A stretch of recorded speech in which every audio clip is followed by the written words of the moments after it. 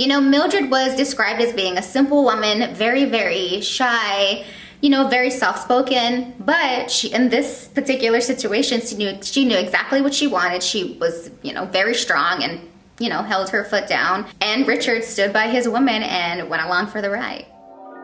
So baby, when you ready, hit my line. Tell me what you wanna do. I know you see I'm feeling you.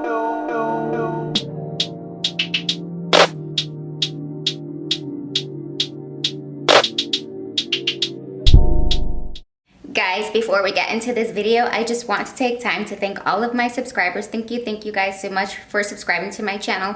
If you haven't already subscribed, please consider subscribing by clicking that subscribe button. And also, you guys, don't forget to click the notification bell so that you are alerted every time I post a new video. Also, you guys, I do have another channel called Brandy B Review TV, and I have a Patreon account where I do talk about personal stories and experiences in my life. So if you want to subscribe to my other channel and also sign up for Patreon, go ahead and navigate to the first comment pinned to the top. Now let's get into this video. Today's topic, you guys, I'm going to be talking about the very first interracial couple who defied the law and got married, which made history.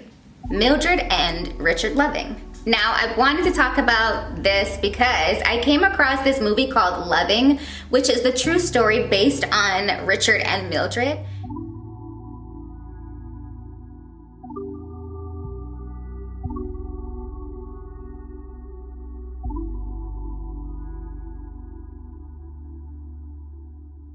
And y'all know I promote interracial dating. If you are new to this channel, I do promote interracial dating for Black women and Black men.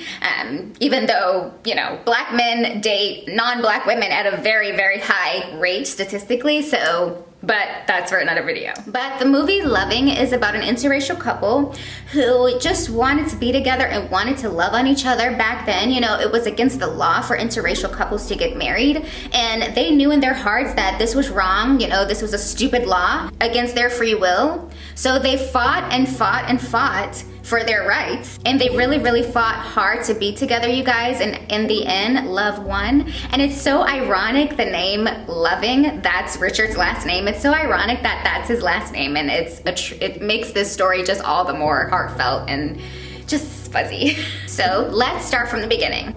Mildred and Richard met when they were very young in Central Point, Virginia. 17-year-old Richard was a family friend who was introduced to Mildred when she was 11. But once Mildred was of age, they began dating. Shortly after they began dating, Mildred became pregnant, and so Richard really wanted him and Mildred to be a family, to build together. So he asked her to marry him. And of course, it was against the law in Virginia for interracial couples to be married, so they ended up traveling to Washington, D.C., where it was legal, and they tied the knot in June of 1958. When Mildred and Richard returned home to Virginia, they got arrested. And it was so sad because Mildred was 5 months pregnant at this time, and they ended up throwing her in jail. You guys, she spent 5 days in jail. Richard only spent 1 day in jail. But Mildred's father ended up bailing her out. And at this point, Mildred and Richard had two options. Either they would serve a year in prison for, you know, as their punishment, or they would have to leave the state altogether for a total of 25 years. So of course, Mildred and Richard felt like they had no other choice but to pack up and move to Washington, D.C. because Mildred had a cousin that lived there, so they ended up moving in with Mildred's cousin. Mildred and Richard went about their life in Washington. They ended up having 2 more children. But you guys, after about 5 years of living in Washington, Mildred was just missing her family. You know, she wanted her kids to grow up in the place that she grew up in. She wanted to be close to her closest family. You guys, Mildred was so unhappy. She ended up doing something that would not only change her and Richard's life, but would change the lives of so many interracial couples in 24 states. She ended up writing to the U.S. Attorney General named Robert F. Kennedy, and boom, next thing you know, her and Richard's case would be reviewed by 2 attorneys named Bernie Cohen and Phil Hirschkopf.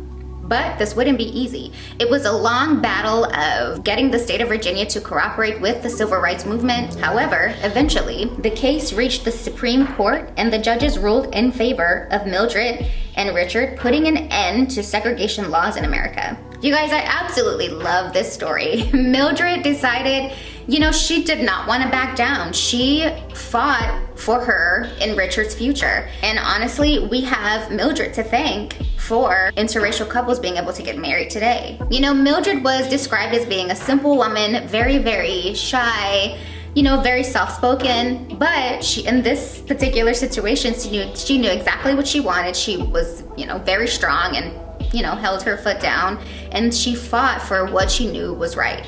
And Richard stood by his woman and went along for the ride. But let me know what you guys think. How did you like this story? Let me know your comments, let me know your thoughts, and I will see you guys in the next video. Bye. Hi guys, don't forget to click that subscribe button. It lets me know you're enjoying the content I'm creating for you. Thanks for watching, and I'll see you guys in the next video.